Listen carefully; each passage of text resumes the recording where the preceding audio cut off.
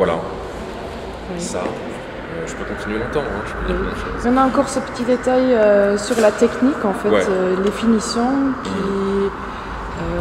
comment dire, qui ne sont pas nettes, travail de menuisier.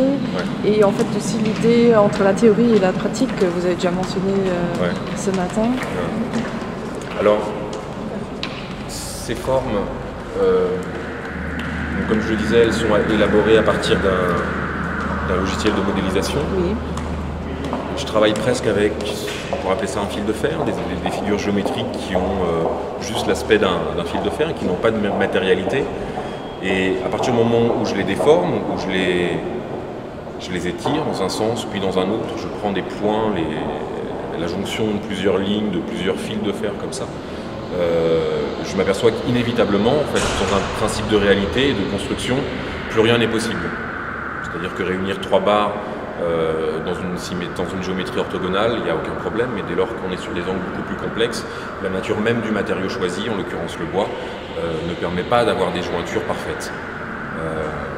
Donc cette idée m'intéresse aussi beaucoup, puisqu'à un moment donné, au travers des descriptions et des éléments que j'ai choisis moi dans cette description, il y a presque quelque chose d'assez chaotique, quelque chose d'assez instable, qui m'intéresse de retrouver dans la nature même de ces structures.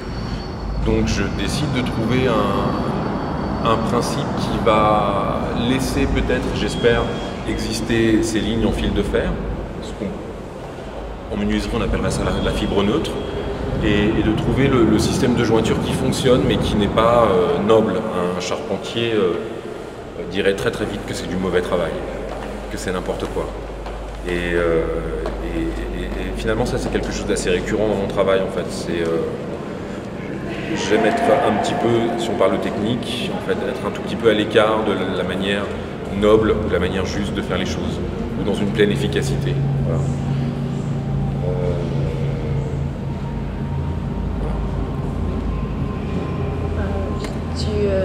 Tu as l'habitude, mais qu'est-ce que ça change? Je t'en ai parlé hier. Qu'est-ce que ça change pour toi de travailler dans le cadre d'une production, d'une commande pour un lieu et pas dans ton atelier, par exemple? Finalement, c'est ce que je fais très souvent. J'ai très peu de stock, j'ai très peu de pièces qui existent en amont. Ça arrive parfois, mais c'est très rare. Et puis je dirais qu'il y a presque un jeu dans... Moi, ce qui me réjouit aussi beaucoup, c'est que cette invitation et cette pièce, elle vient à un moment donné, en regard de pièces précédentes, et qu'il est évident que j'aurais absolument pas fait la même pièce si l'invitation était venue l'année prochaine, ou si on avait à un moment donné décidé de déplacer l'exposition. Si on s'était dit, on la fait pas cette année, on la fait dans un an, la pièce aurait été complètement autre. Voilà. Et donc c'est vraiment une réaction par rapport à la pièce précédente. Là, la pièce précédente sur laquelle je travaillais n'était pas du tout une pièce, une commande, mais plutôt un désir de profond pour moi de travailler sur un projet qui existait là depuis longtemps. Et donc tout ça se situe dans une pleine opposition. De la même manière que la pièce que je réalise après celle-ci, de manière non calculée, en fait, devient presque quelque chose de très éphémère et de très léger, ou de très volatile. Ici, il y a quand même une forme de massivité, la massivité peut-être à mon sens nécessaire pour rivaliser, pour jouer avec cet espace, pour prendre cet espace, et la prochaine, c'est presque rien. Donc il y a comme un jeu de contre-pied presque, qui se met en place naturellement. Voilà. C'est plutôt stimulant en fait d'avoir un cadre comme ça, d'être dans un cadre précis, d'avoir une date butoir, d'avoir un lieu précis, ou c'est plutôt quelque chose d'angoissant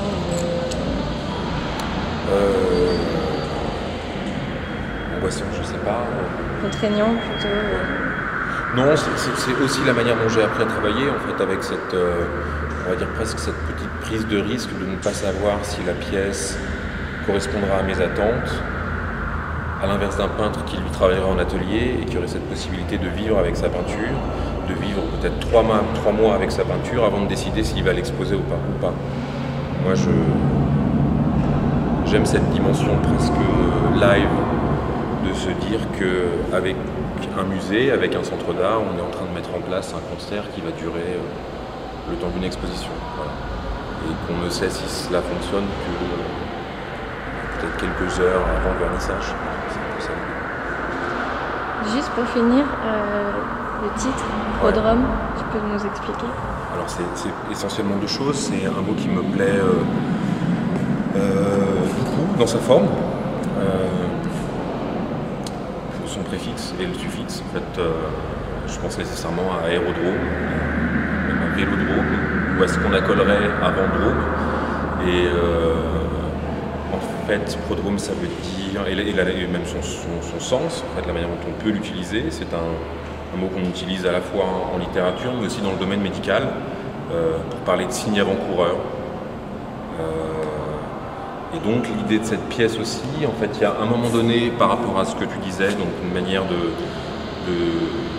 la contrainte du temps, d'espace et de temps. Et de temps, c'est la préparation de cette exposition et l'idée de son ouverture.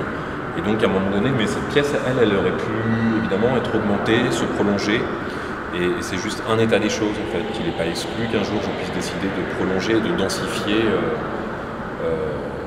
ce projet-là. Donc c'est le meilleur moyen aussi pour moi de laisser les choses presque ouvertes, comme en transformation. Voilà.